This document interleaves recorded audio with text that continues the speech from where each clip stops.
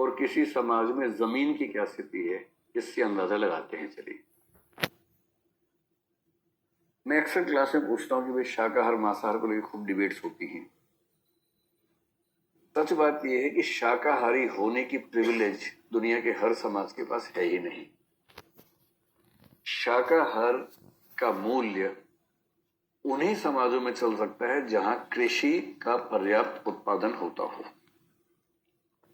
और हम ये मान के चलते हैं कि हमारे जो पुरखे थे बहुत पुराने, जो हंटिंग एंड गैदरिंग सोसाइटी के लोग थे, भाई कुछ समाजों में, जैसे भारत में कुछ इलाकों में मान सकते हैं कि उस समय भी कंदमूल वगैरह से नियोलिथिक रिवॉल्यूशन, आप जानते हैं क्या है, इतिहास में अभी पढ़ा है नहीं पढ़ा है?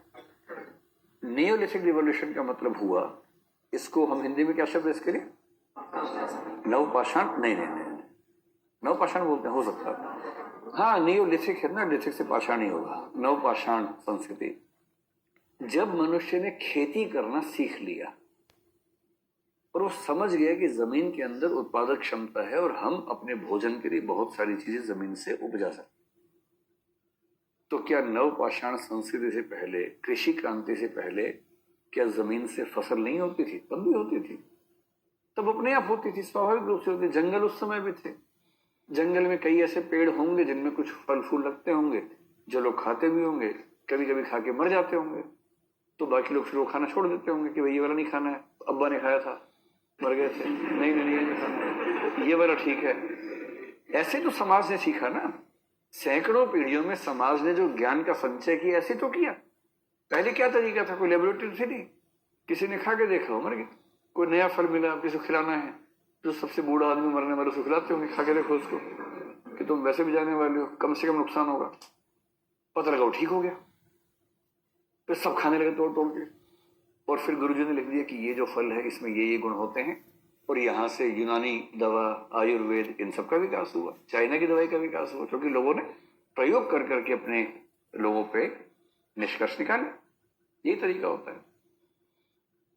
अब जिन समाजों में पर्याप्त कंदमूल, पर्याप्त पेड़ रहे होंगे, वहां हो सकता है कुछ लोग शाकाहारी बाई चॉइस हो गए हों। कुछ लोग ये भी कहते हैं कि हम बंदरों के परिवार से आते हैं, बंदर सामान्यतः शाकाहार में यकीन करते हैं, इसलिए हमारे शाकाहारी होने की संभावना बनती भी थी। कुछ स्तर को नहीं मानते।